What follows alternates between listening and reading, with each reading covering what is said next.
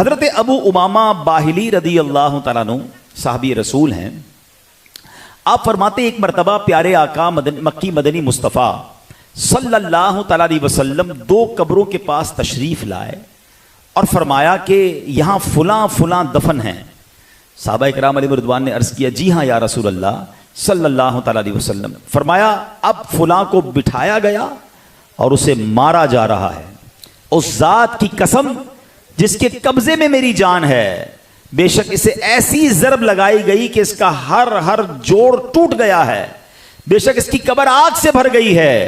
सहाबा इकराम ने अर्ज़ की, या रसूल अल्लाह सल्लल्लाहु तआला अलैहि वसल्लम इनका जुर्म क्या है? फरमाया इनमें एक वो है जो पेशाब के छींटों से नहीं बचता था और दूसरा वो है जो लोगों का गोश्त खाता था, यानी गीबत करता था। ऐ मेरे प्यारे इस्लामी भाइयों, ज़रा गौर कीजिए, इस एक हदीस में हमारे लिए कितना सबक है। सबक की तरफ भी आते हैं।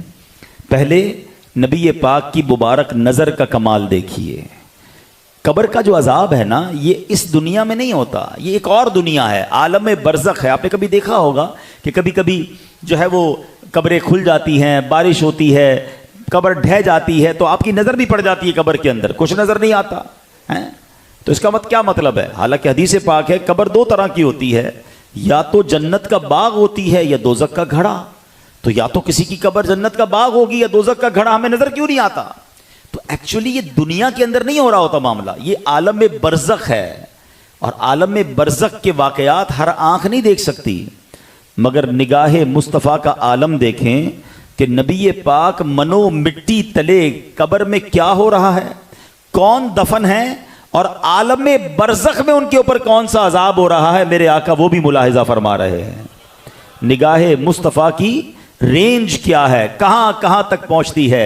बरेली के ताजदार कहते हैं ना, सरे अर्श पर है तेरी गुजर, दिले फर्श पर है तेरी नजर। है आका आपकी गुजर कहां है? आप अर्श तक तशरीफ ले जाते हैं, उससे भी आगे। और जब नजर फरमाते हैं तो दिल के ख्यालात भी आप जान लेते हैं। सरे अर्श पर है तेरी गुजर, दिले फर्श पर है तेरी नजर, मलकूत तो मुल्क में कोई शय नहीं वो जो तुझ पे आया नहीं। सुभान अल्लाह। तो नबी पाक की निगाह का कमाल। अच्छा, अब आते हैं ये दो गुनाह कैसे हैं। पहले से एक और बात भी सीखने को मिली कि कब्र का जो अजाब है ये हक है। कब्र में कुछ लोगों को अजाब होगा, ये हक है, क्योंकि कुरान करीम फुरकान हमीद में इरशाद होता है, मिम्मा खतीआतिहिम उग़रिकू फउदखिलू नारा। आसान तर्जुमा कुरान कंजुल इरफान, वो अपनी खताओं की वजह से डिबो दिए गए फिर आग में दाखिल किए गए।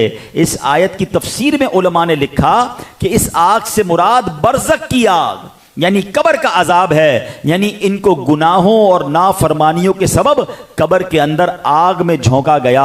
अब बरज़ख क्या है? मुफ्ती अहमद यार खान नईमी रहमतुल्लाहि तआला अलैह लिखते हैं, कब्र से मुराद आलम में बरज़ख है जिसकी इब्तिदा हर शख्स की मौत से है और इंतहा क़यामत पर। लिहाजा जो मुर्दा दफन ना हुआ बल्कि जला दिया गया, डुबो दिया गया या उसे शेर खा गया, उसे भी कब्र का हिसाब व अजाब है। यानी ऐसा नहीं किसी को कब्र मिली ही नहीं है, कोई पानी के अंदर डूबकर मर गया, उसकी लाश ही नहीं मिली, किसी को दरिंदे ने खा लिया, किसी के अल्लाह ना करे आग में जलकर वो राख हो गया, तो ऐसा नहीं कि अजाब व जजा वाला मामला नहीं होगा। वही जगह उसके लिए समझ ले कब्र है, वही फजाएं या वो जगह उसके लिए कब्र है। जनाब अगर अल्लाह ना करे रब नाराज हुआ तो वहां उसे अजाब दिया जाएगा, और अगर अल्लाह राजी है तो वो उसके लिए जन्नत का बाग भी बनेगी।